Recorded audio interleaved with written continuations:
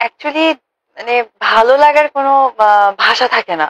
Excited সত্যি কোনো ভাষা থাকে না। তবে সত্যি মানে আমি কি বলবো?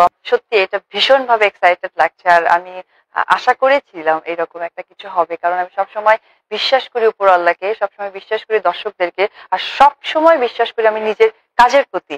যে আমার কাজ আমি কতটুকু ভালো করতে পারি বা আমার বেস্ট লেভেলটা কোনটা সেটা সবসময় দেওয়ার চেষ্টা করি।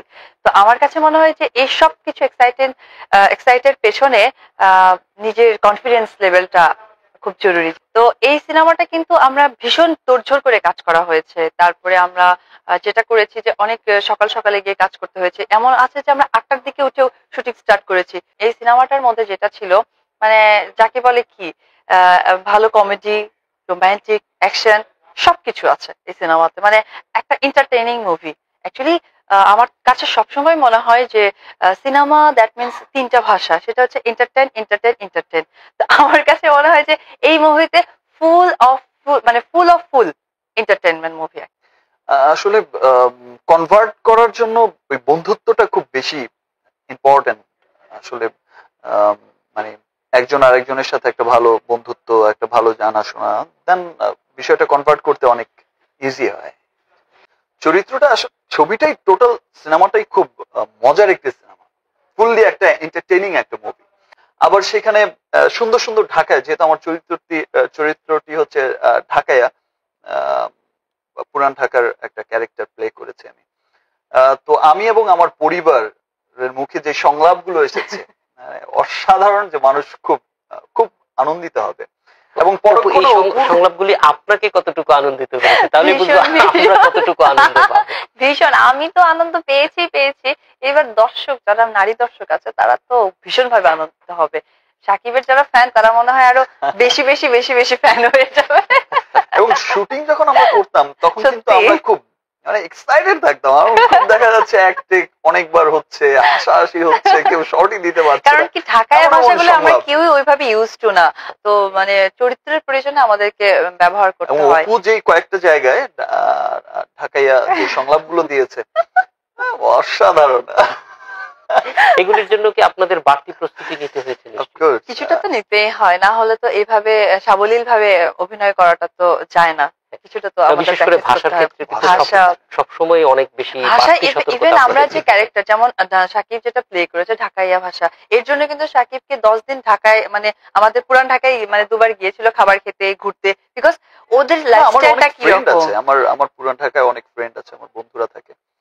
তো আমি তো আসলে আগে থেকে পারতাম, টুকটাক পারতাম, বাট এমন ফ্লুয়েন্ট এক্সেন্টে তো ঢাকায়া এইরকম এক্সেন্টে বলতে তো আসলে পারতাম না।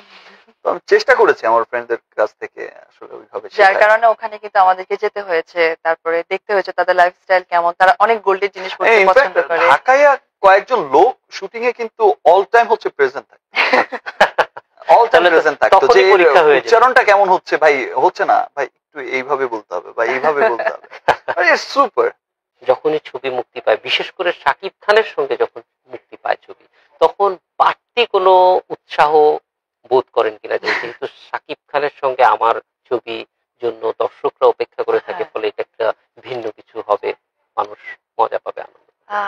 না আসলে আমি সবচেয়ে বড় যেটা উৎসাহ মনে করি নিজের থেকে, সেটা হচ্ছে আমার কাজকে, যে আমার যে কাজটাই করি না কেন সেই কাজটা কতটা সুন্দর হবে, কতটা সুন্দরভাবে প্রেজেন্ট করা যাবে। কারণ আমি যখন আমার দিক থেকে কনফিডেন্স থাকবে যে এটা সুন্দর হচ্ছে, তখন আমার বিশ্বাস যে দর্শকরাই সেই কনফিডেন্সের সাথেই সিনেমা বা যে কাজটাই করি না কেন দেখবে। যেটা আসলে মানে মনে হয় যে ঈদের যে সিনেমাটা, এই যে লাভ ম্যারেজ আবার বারে বারে আসছে, এটা করতে গিয়েও ঠিক সেরকমই আমার মনে হয়েছে যে আমি আমার কনফিডেন্সটা দিয়ে কাজ করব এবং ভালো কাজ করব এবং ভালোভাবে করব। আর যখন আমি যে কাজটা শেষ করি, যখন যেটা নতুন ধরি, তখন আবার নিজেকে নতুন ভাবে প্রস্তুতি নিয়ে কাজটা করি। এটা সবসময় থাকে। এইখানে একটি বিষয়, এটা আপনাদের দুজনের জন্য আলাদা করে আমি জানতে চাই, সেটা হচ্ছে যে আমাদের দেশের সব দিকেই গ্রাফটা উপরের দিকে। আমরা নিম্ন আয় থেকে মধ্য আয়ে যাচ্ছি, ক্রিকেটে খুব ভালো করছি, প্রায় সব দিক থেকে আমাদের টাকার অঙ্ক বাংলাদেশ ব্যাংকে জমা অনেক বাড়ছে, $25 বিলিয়ন। চলচ্চিত্র, যেটা আমাদের একটা বলা যায় যে মানুষের মধ্যে একটা বড় আনন্দের মূল উৎস, সেটা কিন্তু আমরা মাঝখানে প্রায় বলা যায় যে একটু থিত হয়ে এসেছিল, গত কিছুদিন যাবত আবার সেটাতে একটা বলা জোয়ার আসা শুরু করেছে, এবং সেই জোয়ারটা আরো অন্যান্যর সঙ্গে মিলে এগিয়ে যাওয়ার ক্ষেত্রে সবচেয়ে বেশি যাদের উপরে ভরসা তারা আপনারা দুজন। সেইটা বাড়তি কোনো চাপ কিনা, নাকি বাড়তি অনুপ্রেরণা? লোক, আমার যেটা মনে হয়, মানে আমাদের সাধারণ পিপল, আমরা যারা সাধারণ মানুষ, আমরা যারা শান্তিপ্রিয় মানুষ, আমরা যারা, তাদের সকলের কাছেই একটা জিনিস যেটা মনে হয় যে আমার দেশ যদি সুস্থ থাকে আমরা সকলেই সুস্থ থাকবো। তো আমাদের রাজনৈতিক যে ডিজাস্টার গুলো যায় মাঝে মাঝে, তো সেই ডিজাস্টার গুলোর কারণে কিন্তু আমাদের সমস্ত বিজনেসেই কিন্তু একটা ভাটা পড়ে, আর স্পেশালি বিনোদন সেক্টর গুলোতে তো ভাটা পড়ে, বিকজ এটা তো মানুষের মনের সাথে রিলেটেড। মানুষের মন যদি ভালো না থাকে, মানুষ যদি ইনসিকিউর ফিল করে ঘর থেকে বেরোতে, তাহলে সে হলেই বা কি করে যাবে, আর সে সিনেমাই বা কি করে দেখবে, আর তার তখন তো আর কিছুই ভালো লাগবে না, একটা ভালো গান শুনতে ভালো লাগবে না, তখন তো সমস্ত জায়গায় একটা অস্থিরতা বিরাজ করে। তো সেই ডিজাস্টারটা তো এখন এখন অনেকটা তো শিথিল হয়েছে, অনেকটা শান্তিপূর্ণভাবেই দেশ চলছে বিধায় আসলে সবকিছুতেই কিন্তু একটু অগ্রগতি দেখা যাচ্ছে। আমাদের সিনেমা হলগুলোতে আগে যেমন দেখা যেত যে মধ্যবর্তীকালীন কিছুদিন আগেও যেমন দেখা যেত যে খুব অস্থির অবস্থা যাচ্ছে, সন্ধ্যার পর মানুষ ঘর থেকে বেরোতে ভয় পেত, সেই ভীতিকর অবস্থাগুলো তো এখন নেই। দ্যাটস ওয়াই হয়তো বা মানুষ আবার সিনেমা হলে যাচ্ছে, ভালো ভালো মুভি দেখছে। ডিস্ট্রিবিউটর, হল মালিক, সাধারণ দর্শক সকলের মধ্যেই একটা উৎসাহ, উদ্দীপনা, একটা উৎসবের অন্যরকম একটা আমেজ কাজ করছে। আসলে আমি এই কথাটাকে একটা বলতে পারি যে সবসময় মানে যে কোনো প্রোগ্রাম বা যে কোনো জায়গায় বলতে গেলে আমাকে, সাকিবকে বা আমাদেরকে এরকম অনেক প্রস্তুতির মুখর হতে হয় যে সিনেমাটা কেন আগাচ্ছে না। সিনেমাটা আমার কাছে মনে হয় যে একা আমরা দুজন কখনোই কোনো সিনেমা কেন, সিনেমা কিন্তু একটা ইন্ডাস্ট্রি, আর একটা ইন্ডাস্ট্রি কিন্তু একা কারো দ্বারা সম্ভব না। একটা ইন্ডাস্ট্রি দাঁড়াইতে গেলে, যেমন একজন গার্মেন্টস কোম্পানিতে গেলে ওইখানে দেখা যায় হাজার হাজার কর্মী কাজ করছে, তারা যখন ভালো কাজ না দেবে তখন একটা গার্মেন্টসও কিন্তু দাঁড়াতে পারবে না। ইন্ডাস্ট্রি কিন্তু সেম।